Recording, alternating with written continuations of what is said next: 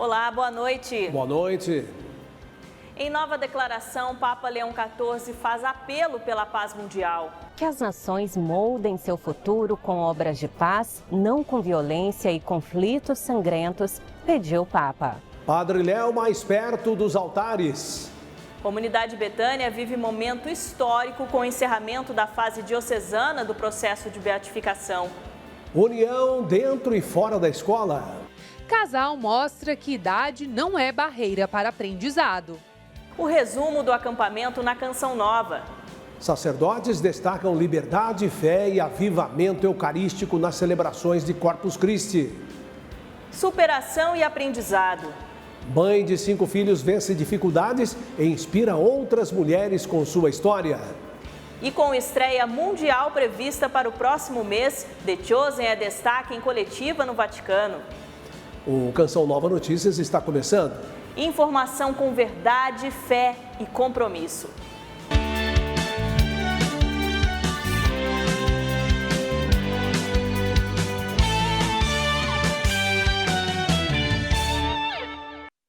Roma viveu um final de semana intenso. A cidade acolheu o Jubileu dos Governantes, celebrado com representantes de dezenas de países. Nesse domingo, a solenidade de Corpus Christi reuniu milhares de fiéis na Praça São Pedro.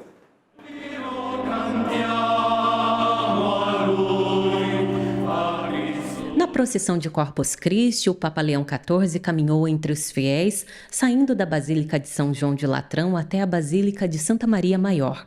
Uma multidão o acompanhou com velas, cantos e orações. É o sucessor de Pedro, apontando a todos aquele que é a nossa salvação, Jesus.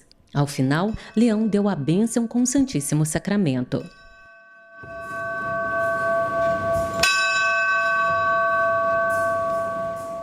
Antes da procissão de Corpus Christi, o Papa celebrou a missa da solenidade do Corpo de Cristo e conclusão do Jubileu dos Governantes com a presença de parlamentares de várias partes do mundo. Na homilia, destacou que Cristo é a resposta de Deus à fome do homem, pois seu corpo é o pão da vida eterna. Quando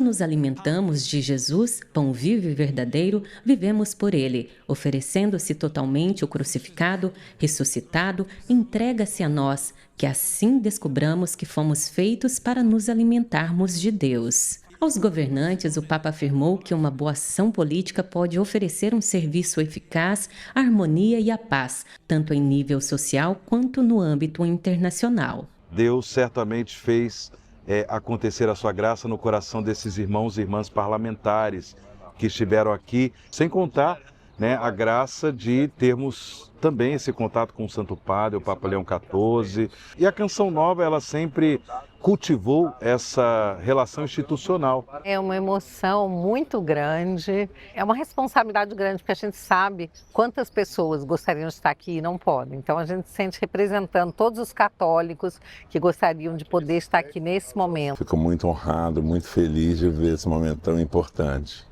Uma viagem que certamente será um engrandecimento para mim, para minha esposa, para todos nós em relação à nossa fé, um aprofundamento, mas também representando o Brasil. Na oração do Ângelus, o Santo Padre continuou a reflexão sobre a Eucaristia e mais uma vez pediu a paz. Cada membro da comunidade internacional tem uma responsabilidade moral: deter a tragédia da guerra antes que ela se torne um precipício irreparável. Não existe conflitos distantes quando a dignidade humana está em jogo. O Papa alertou ainda que a guerra não resolve os problemas, mas os amplifica e produz feridas profundas na história dos povos, que levam gerações para cicatrizar. Nenhuma vitória armada poderá compensar a dor das mães, o medo das crianças, o futuro roubado. Que a diplomacia faça silenciar as armas, que as nações moldem seu futuro com obras de paz, não com violência e conflitos sangrentos. Em Damasco, na Síria, o domingo foi de dor e luto. Durante a missa na Igreja Ortodoxa Grega de Mar Elias, 52 pessoas ficaram feridas e ao menos outras 20 morreram após um homem atirar e detonar explosivos amarrados ao corpo. Os meios de comunicação sírios afirmam que há crianças entre os atingidos. De acordo com o governo, um homem-bomba era membro do Estado Islâmico. Este é o primeiro atentado desde que o ditador Bashar al-Assad foi deposto. Sírios e gregos condenaram o ataque e exigiram garantias de segurança às comunidades cristãs e outros grupos religiosos para que possam viver sem medo. O conflito entre Israel e Irã chegou ao 11º dia com novos ataques. O exército israelense bombardeou instalações militares, aeroportos e centros ligados ao regime iraniano. Entre os alvos, novamente, a usina nuclear de Fordow. Ao longo desta segunda-feira, os dois países trocaram novos ataques. A mudança de regime com uma possível derrubada do governo do Irã tem sido a questão central no ataque iniciado por Israel com o apoio dos Estados Unidos. Com a ascensão deste grupo religioso, que criou no Irã uma teocracia com a figura do Ayatollah em cima, não é, das instituições, esse regime sempre foi muito contrário a Israel. Uma questão histórica no Irã. As sanções econômicas criaram uma instabilidade e uma ojeriza ainda maior ao Ocidente, particularmente aos Estados Unidos e, obviamente, ao Estado de Israel, que é a presença marcante dos Estados Unidos na região. A teocracia islâmica xiita, representada pelo clérigo iraniano, se opõe ao Estado de Israel na Palestina e financia grupos terroristas. O governo brasileiro demonstrou preocupação com a ação dos Estados Unidos contra instalações nucleares no Irã. Em nota, o Itamaraty alertou para o risco de consequências graves para a paz e a estabilidade, tanto na região quanto no mundo. O Brasil pediu que todas as partes envolvidas no conflito evitem novos confrontos e reforçou a importância de uma solução diplomática para pôr fim à violência e possibilitar negociações de paz. E qualquer posição dentro do campo político ou dentro do campo opinativo, digamos assim, ele precisa de um pouco mais de informações. Líderes globais acompanham os ataques mútuos entre Irã e Israel. Hoje, a Rússia disse estar pronta para ajudar os iranianos. Ainda é uma guerra regionalizada, a sua internacionalização é um pouco mais complexa, um pouco mais complexa que esses ataques, porém há uma probabilidade sim de se escalar e de se internacionalizar. Após a entrada dos Estados Unidos na guerra entre Israel e Irã e o ataque às 3 instalações nucleares no país persa, aumenta a tensão no Oriente Médio, mas os desfechos ainda são imprevisíveis. Esta iraniana lamenta a ostensiva e teme pelo seu povo. Não merecemos viver sob tirania. Aliás, nenhum povo no mundo merece tamanho injustiça, nem no Irã, nem em qualquer outro país. Hoje, o Irã atacou a maior base dos Estados Unidos no Oriente Médio, no Catar. A retaliação foi limitada e antecipada e a ação anunciada no Iraque acabou não ocorrendo. Vamos chamar Aline Campelo, que está ao vivo e traz informações sobre os reflexos da escalada da guerra para o Brasil. Boa noite, Aline. Boa noite, Fernanda. Uma boa semana para você e para todos que nos acompanham. Olha, com a escalada das tensões entre Israel e Irã, reacendidas por ataques diretos e indiretos, cresce então o temor de que Teherã adote uma medida drástica, que é o fechamento total ou parcial do Estreito de Hormuz, como forma aí de retaliação ou pressão geopolítica. Para explicar os reflexos dessa crise, inclusive os que já afetam o Brasil, eu converso agora com a mestre em teoria política, Simone Maiara. Muito obrigada pela presença. Simone, quais são então os impactos imediatos desse conflito, especialmente no preço do petróleo? Boa noite, Aline. O impacto mais imediato é a instabilidade. A instabilidade que esses ataques e que essa guerra causa, ela é uma instabilidade direta nos mercados. A gente pode ver isso pelo mercado brasileiro, a Bolsa Brasileira, que tem tido essa diferença, né, nos fechamentos, e no resto do mundo. A gente vê que o mercado ainda não entendeu nem precificou isso de uma maneira única. Essa instabilidade atrapalha os investimentos e isso vira custo de alguma medida. No preço do petróleo especificamente, a gente não vai ver um aumento imediato em razão disso. Esse aumento demora um pouco mais a chegar, até por toda a cadeia de logística que existe no meio dessa produção, até chegar a gente. Simone, agora com relação à inflação, né? De que forma isso pode afetar a inflação e em quais setores da economia aqui no país? Claro, para muito além do petróleo, a inflação em razão de um conflito, né, escalando no Oriente Médio, ela vai para vários outros setores. Inicialmente, a gente pode pensar no agro, por exemplo. Muitos dos insumos, dos fertilizantes, eles passam por aquela região. A gente também pode pensar no aumento de um bloqueio naval naquela região que vai atrapalhar a cadeia logística de importação e exportação do Brasil para vários outros países. Então, a gente pode ver esse impacto no agro e em outros setores também. Muito obrigada mais uma vez, Simone, pela participação. Nós vamos seguir, então, acompanhando o conflito no Oriente Médio.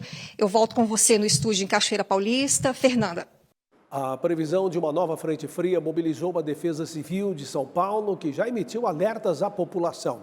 Para proteger quem mais precisa, o governo do estado vai ativar o abrigo solidário com cobertores, alimentação e itens de higiene. A Defesa Civil do Estado de São Paulo alerta que a frente fria vai vir acompanhada de raios, rajadas de vento e queda de granizo em todo o estado. A orientação é que haja uma atenção especial às pessoas em situações de vulnerabilidade. Como medida de proteção, o abrigo solidário da estação Pedro II, na linha 3 vermelha do metrô, localizada na região central da capital paulista, foi ativado pelo governo do estado. O espaço é destinado a pessoas em situação de rua e vai funcionar até quarta-feira, sempre das 7 da noite às 8 da manhã. O local oferece acolhimento, alimentação e atendimento social. Também são disponibilizados colchões, cobertores e kits de higiene. A Arquidiocese, em parceria com a Caritas, tem promovido campanhas do agasalho e os pontos de coleta são as paróquias. De São Paulo, Natália Cassiano para o Canção Nova Notícias. Boa noite. Começa hoje a primeira onda de frio do inverno e a terceira do ano. Preparem os casacos. As temperaturas caem nessa faixa que vai do sudoeste do Amazonas, passa pelo centro-sul e se encerra no sul do país. Nas áreas em azul escuro no mapa, o frio promete ser ainda mais intenso. No sul, o sol aparece nos 3 estados, mas a chance de pancadas de chuva no leste paranaense e possibilidade de geada, como você vê esta figura aqui, que se repete em todos os estados. Vai estar tão frio que as capitais Porto Alegre e Campo Grande estarão com mínima de 4 graus e a capital paulista com mínima de 9. Além do ar polar, um ciclone extratropical se aproxima e pode trazer neve especialmente em áreas de Santa Catarina. A frente fria avança e provoca chuva em São Paulo, sul de Minas Gerais e no Rio de Janeiro. Já no norte capixaba vai ter calor intenso. No centro-oeste chove no Mato Grosso do Sul e parte de Goiás. E no Distrito Federal, tempo firme. No norte pode chover em Rondônia, Acre, Amazonas, Roraima, parte do Pará e no Amapá. Já aqui no Tocantins, nada de chuva por enquanto. E atenção no Nordeste, Recife e Maceió vão estar em alerta com previsão de temporais. Também pode chover forte entre os litorais da Bahia e do Rio Grande do Norte, como se vê nessa área de cor verde do mapa. Nas demais áreas, tempo firme. Em clima de festa e espiritualidade, a comunidade Betânia celebrou um marco importante na caminhada de fé, o encerramento da fase diocesana da causa de beatificação do Padre Léo. Houve missa solene na cidade catarinense de São João Batista. Filhos de Betânia, fiéis, sacerdotes, autoridades e membros do Tribunal Histórico Teológico que estiveram à frente da fase diocesana se reuniram no maior recanto da comunidade em Santa Catarina. Há uma coisa que chama a atenção, à medida que as equipes iam conhecendo o Padre Léo, estudando também iam sendo contaminados pela vida do Padre Léo. Dom Vilso recordou o convívio com o Padre Léo e avalia o período vivenciado pela arquidiocese. Consegui conhecer um pouco também o que se movia no coração dele, toda a inquietação que ele tinha e, de repente, estamos nessa situação de estar celebrando a causa de beatificação. A celebração de hoje é um dos marcos para a comunidade Betânia. Agora, as próximas etapas serão em Roma. Fiéis, familiares, a comunidade e amigos rezam pelas fases que virão. O postulador da causa explicou os trabalhos realizados na fase diocesana. Foi uma experiência muito linda para mim pessoalmente, viver Betânia no duplo sentido do Padre Léo, mas no sentido também de viver aqui na comunidade, no trabalho com os filhos, que em cada momento que eu penso é uma emoção. Ver essa caída é a força de colocar na concreteza a esperança. É um marco para todos nós. Por quê? Porque expressou aqui em Betânia todo aquele trabalho que foi realizado ao longo desses 5 anos de pesquisa, 5 anos onde nós podemos vivenciar a ação de Deus numa pessoa concreta, Padre Léo de Betânia. Mesmo sem terem conhecido o servo de Deus, alguns fiéis fizeram questão de participar deste momento histórico. Eu já tinha vindo na Betânia, mas não sabia que ele tinha sido o fundador. Então eu achei muito interessante, amei a cerimônia de hoje, mas assim, eu quero ter o conhecimento de ampliar, assim, sabe, de conhecer muito mais a história dele. Já para aqueles que estiveram com o Padre Léo, as memórias se mantêm vivas até os dias de hoje. Eu vejo como eu fui privilegiada de ser coroinha do Padre Léo. E hoje está vivendo isso aqui, né? Então é muito lindo, muito emocionante.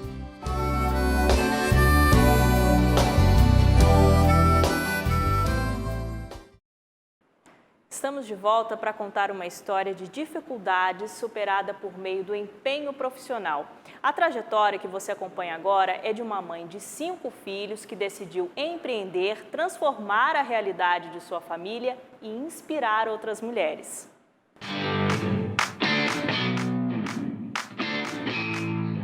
Uma fase difícil que Raquel relembra com dor. Tempo que enfrentava escassez, preconceito e humilhação. Criticada, você apedrejada. Foi um período assim bem sombrio e bem, vamos dizer, assustador. Mas foi em um curso de empreendedorismo voltado para mulheres em situação de vulnerabilidade que Raquel enxergou uma nova esperança. Eu fui por causa do certificado, porque eu nunca tive certificado e aquilo para mim, eu estava maravilhada com aquilo. Ela só não imaginava que, junto com o primeiro certificado, viria também uma transformação de vida. Maravilhoso, assim, que realmente pudesse mudar a minha vida, pudesse dar um baque, assim, sabe? Dar água para o vinho. Vieram também muitos aprendizados práticos.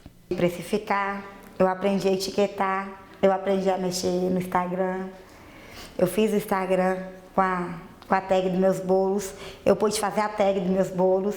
Eu fiz camisa dos meus bolos, aprendi até a dividir meu tempo com meus filhos para poder fazer o bolo. Superar obstáculos tem sido combustível que impulsionou e continua a impulsionar a trajetória da vida da Raquel.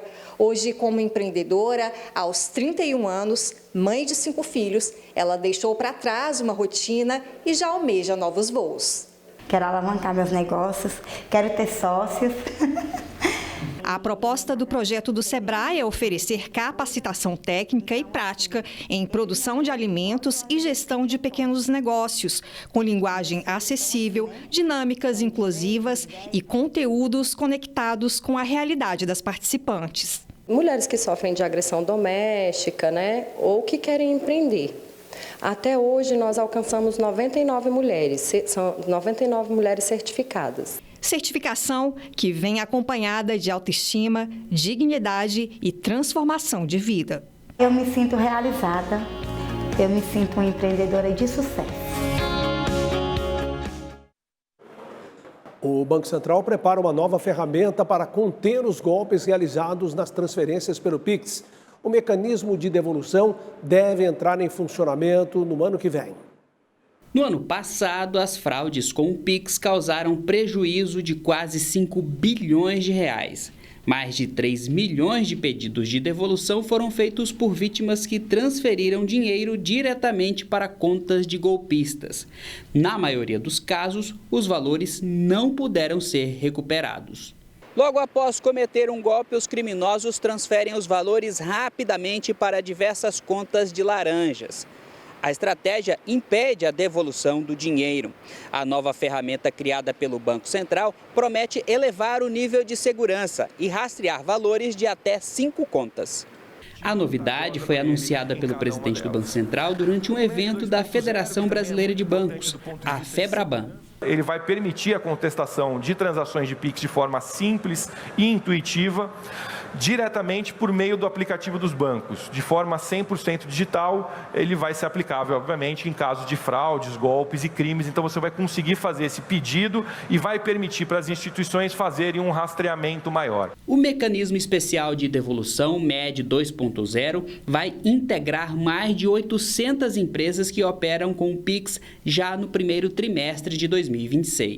Esse mecanismo já realizava estorno de transações que anteriormente eram suspeitas de fraudes ou então poderiam ser realizadas através de erros. Porém, anteriormente somente era acompanhado até uma conta que era transferida. Momento que os criminosos rapidamente transferiam valores entre diversas contas para dificultar o estorno dos valores obtidos através de fraudes. O especialista também dá orientações para evitar cair em golpes. Nunca acate qualquer orientação, seja por SMS, WhatsApp ou até mesmo ligação. Essa é a principal forma que os criminosos utilizam como isca com narrativas persuasivas, como, por exemplo, caso você venha realizar essa transferência Pix, você será contemplado para um prêmio. Uma pesquisa do Procon São Paulo mostrou que alguns itens utilizados no período de festas juninas têm diferença de quase 300% na capital paulista. Em outras regiões do estado, um produto pode custar até 3 vezes mais de um local para o outro. Milho, amendoim, canjica, esses são apenas alguns dos itens mais procurados durante as festas juninas. E tem gente que não abre mão de um bom milho cozido nessa época do ano, como a dona Tânia. O preço está muito variado, mas ainda conseguimos encontrar coisas em conta em alguns supermercados. Eu vou, pesquiso em vários lugares, pego ônibus, é de graça, e vou nos supermercados. Um levantamento do Procon SP analisou os preços de 66 itens típicos de São João. A maior variação foi no quilo da batata doce branca, quase 300%. Em um estabelecimento, o quilo sai por R$ 2,79. Em outro, chega a R$ 10,99. Já entre os produtos embalados, o milho de pipoca de panela com 400 gramas foi de R$ 3,99 em um lugar e R$ 9,49 em outro. Primeiro que o objetivo é mapear, é poder oferecer um panorama para o consumidor de como é que o comércio varejista fixa os seus preços, a política de preços deles com as suas mercadorias. E a pesquisa, essa especificamente, demonstrou que realmente em alguns itens o percentual de diferença é grande.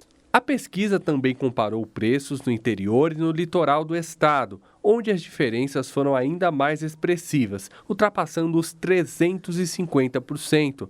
O confeiteiro José Cláudio costuma preparar diversos pratos típicos nessa época e confirma o impacto da variação nos custos. Vai comprar agora milho, essas coisas, e na feira que geralmente é um pouco mais em conta, porque os preços estão um pouquinho altos, mas todo mundo tem que comprar, né?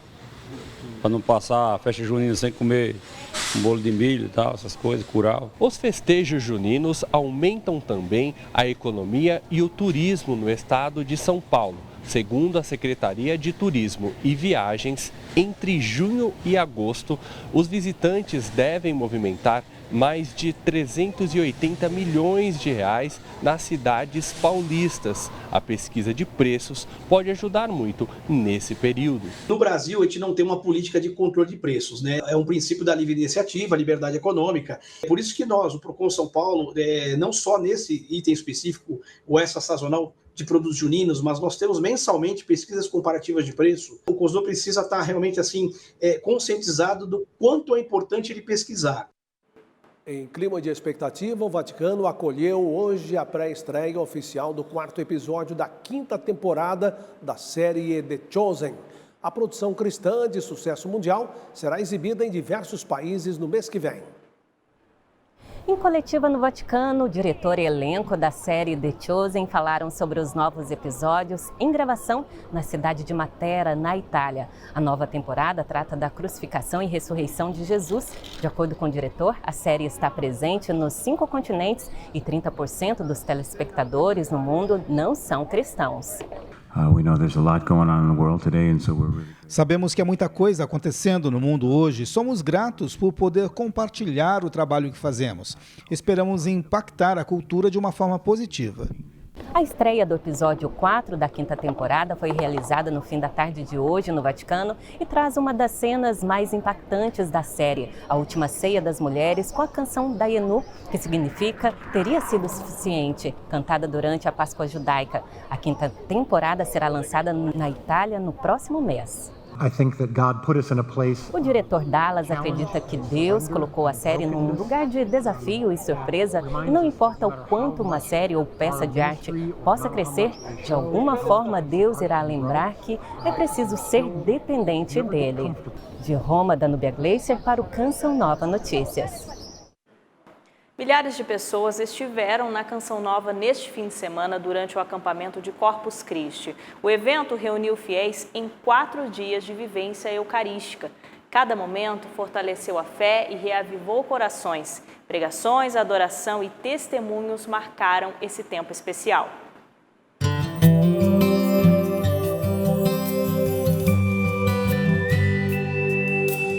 A solenidade de Corpus Christi é de fundamental importância para a vida da igreja. Ela representa aquilo que nós já sabemos por fé, né? Que é o testemunho público da presença real de Jesus no Santíssimo Sacramento do altar. Corpo, sangue, alma e divindade. Ela vem, né, de um milagre eucarístico que aconteceu.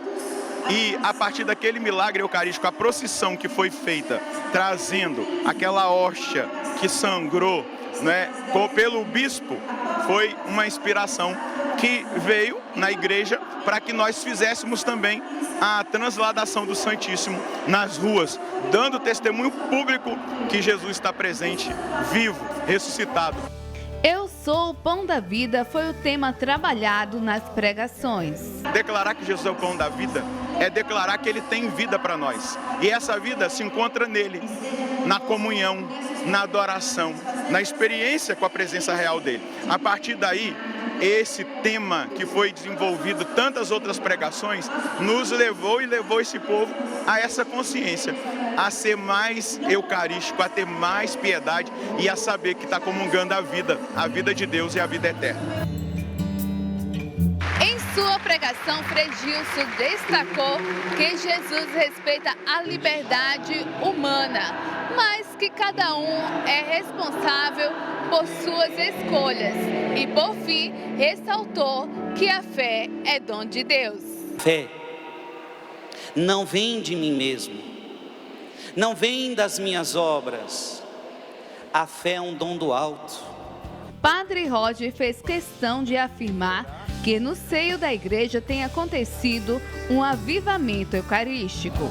As pessoas estão buscando mais a Santa Missa, elas estão adorando mais. Nós vemos exatamente isso nas campanhas que estão sendo feitas, mas também no número de pessoas que têm vindo para a igreja.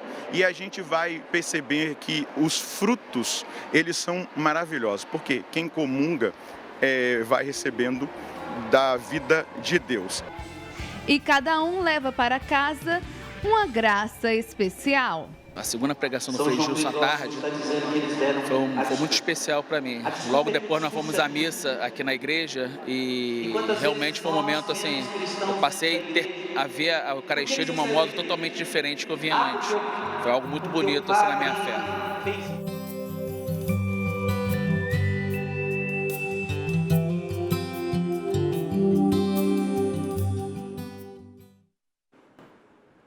Mergulhar na espiritualidade com Jesus Eucarístico é deixar que o silêncio fale, que o olhar repouse e que o coração escute.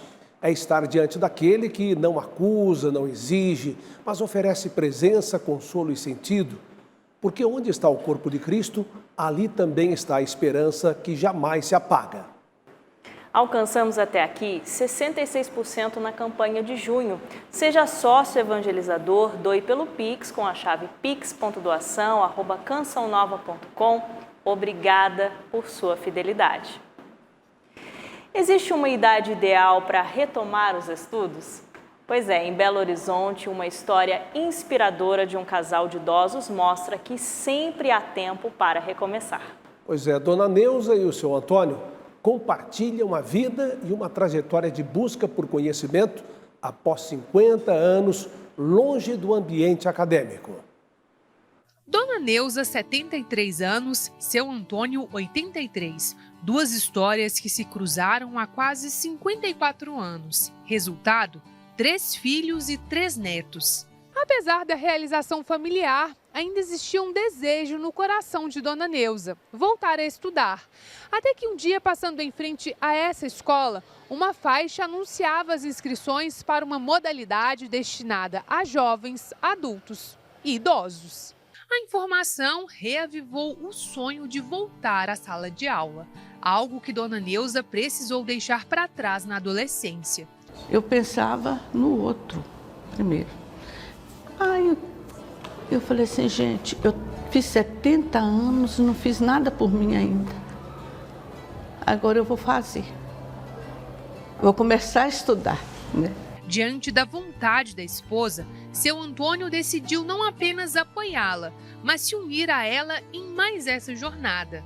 Dessa vez entre os cadernos e livros. Bem, vou voltar a estudar. Vai. Se você vai, eu vou também, a gente está sempre junto, né? E naquele mesmo dia nós fomos para a secretaria, matriculamos e estão agarrados aí até outros. Na Secretaria de Estado da Educação, nós oferecemos a educação de jovens e adultos da forma regular, que é uma forma semestral. O ano, né, ele acontece em forma de semestre na educação de jovens e adultos. Nós temos outras formas de oferta também. Então a gente faz um ajuste às necessidades e às possibilidades desse jovem, desse adulto, desse idoso. Nos últimos 2 anos, Dona Neuza terminou o ensino fundamental e agora está no 1º ano do ensino médio. Já seu Antônio concluiu o ensino médio e começou o curso técnico de administração. O desejo dos dois é continuar abrindo novos horizontes por meio da educação. Eu tenho que aprender, eu não vou sair, eu não posso sair da escola do jeito que eu entrei, né? A determinação do casal inspira aqueles que acompanham de perto essa caminhada. Muitas vezes as pessoas se perdem, não querem mais saber de escola e eles vão aqui.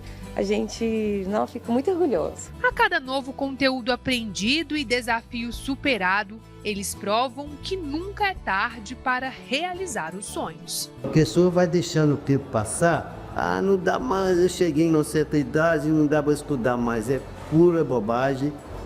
Deve julgar isso de lado e que tem jeito. A gente está aí para dar um empurrãozinho nessa turma. Isso aqui ajuda a gente a viver. Ajuda a gente a viver. E a gente tendo fé e esperança em dias melhores, a gente tem que estar mais ou menos por dentro de tudo que acontece.